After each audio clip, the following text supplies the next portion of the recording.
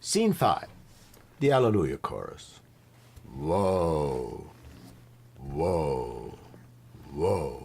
Oh weh, oh weh. I was Eichmann in Colorado. It was worse than being Eichmann in Jerusalem. Colorado was like hell. It had nice mountains. Colorado, Rocky Mountain High. Colorado, Rocky Mountain High. But there was no real food there. You couldn't even get a good Wiener Schnitzel. They only had pork schnitzel like Japan.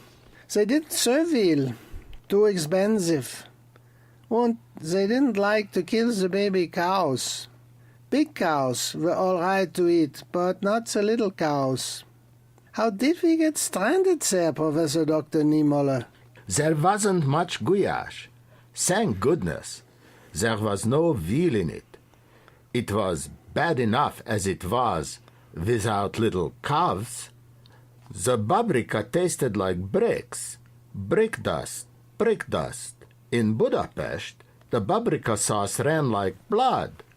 They ate lamb, Colorado lamb, baby Colorado sheeply, except for Good Friday, of course. The lamb was rare. You could taste the blood. At least they didn't smear it around on the doors. The blood of the lamb. And the blood of the lamb chop on Easter Sunday. At the Flagstaff house. It had a nice view, but it wasn't the eagle's nest. The Japanese emperor and empress visited the Flagstaff house. They dined on rare Colorado lamb, but the Führer never came. Of course he was dead.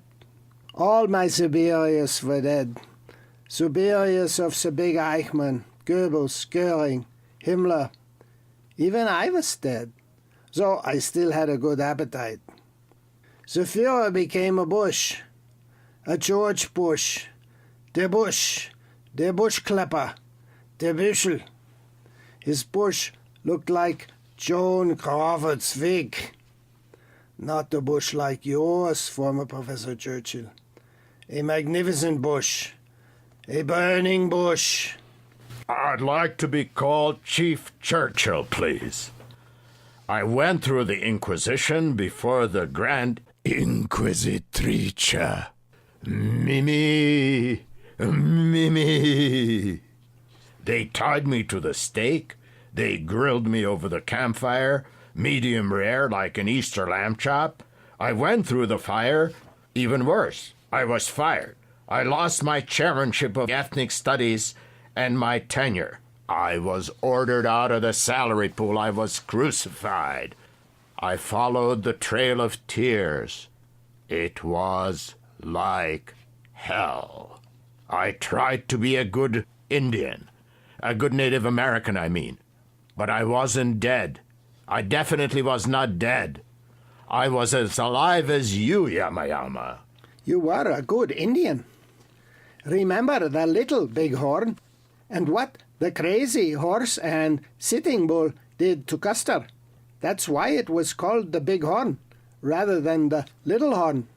The Braves counted many coups that day, took many scalps from the invading army of occupation. They were very, very brave braves. Or think of Gandhi. He was a good Indian. You don't get a better Indian than that, even if he was a native Asian. Of course, he's dead now, but he was an alive Indian then, when he was alive, I mean. I suppose that crazy horse and Sitting Bull, or even Custer, would have made short work of him. You wouldn't get very far with a sit-down hunger strike in Montana before television. But he was still a brave Indian. These days, though, it's different for Indians. If they're dead Indians, they can't do much good, can they? They've come a long way since Gandhi. Nowadays, good Indians have to spend a lot of time thinking about Pakistanis and Muslim terrorists, Islamofascists and Israelis, and their nuclear weapons. Their nuclear weapons. There was never any evidence. I never exposed my nuclear weapon. My lawyers filed a suit. The university wanted to pay me to drop my suit. Drop trow, as it were. That would certainly have been foolish. My lawyers said so. It would have increased my exposure. The university didn't really want more exposure. Political exposure, legal exposure, educational exposure. It particularly didn't want me to continue exposing myself to the students. And it certainly didn't want the students to continue exposing themselves to me. Though my performance was tremendous, the students loved it, they couldn't get enough. I thought that education was about everyone fully exposing themselves to everyone. Full exposure to the tree of knowledge. Full-bodied, muscular, root and trunk, branches and buds, and the fruit of the tree of knowledge. Why else were they paying me? And then, why did they want to pay me to stop exposing myself? I was willing to continue to expose myself for nothing. After they fired me, I taught for free. What about the Academic Bill of Rights? They didn't want liberals to get so much exposure. They wanted more conservatives exposing themselves to more students. What about intellectual diversity and the justice of roosting chickens? Unappetizing perspectives? Unpopular points of view? Drinking one's fill of human learning? They couldn't take the truth. They couldn't swallow it. They gagged on it.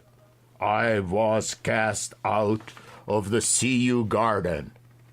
It was hardly Eden, but there certainly were plenty of serpents.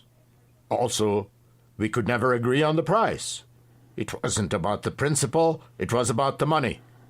I wanted to make a deal with the Great White Father. I did the war dance with the war hoops. But afterwards, we could have smoked the peace pipe. Who should I have called to smoke the pipe with me? Billy Bob White? Bobby Benson of the B-Bar-B Riders? I'm Bobby Benson, though I'm a bit short of riders at the moment. Also, I'm a son of the pioneers, tumbling along with the tumbling tumbleweed. I don't do deals.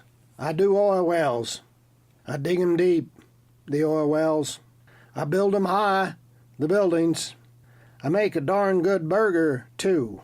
I'm a red robin just bobbing along. Don't you think so, Geraldo? Where are your riders, Mr. Benson, please? I don't use writers. I write all my own material. Not riders, sir. Riders, sir. B-Bar-B riders, sir. They're riding whatever they please, or at least whatever they can find that wants to be ridden. They're not very good riders. They lost their endowments. Too much rope. Not enough branding iron, if you know what I mean. They suffer a lot from downward mobility.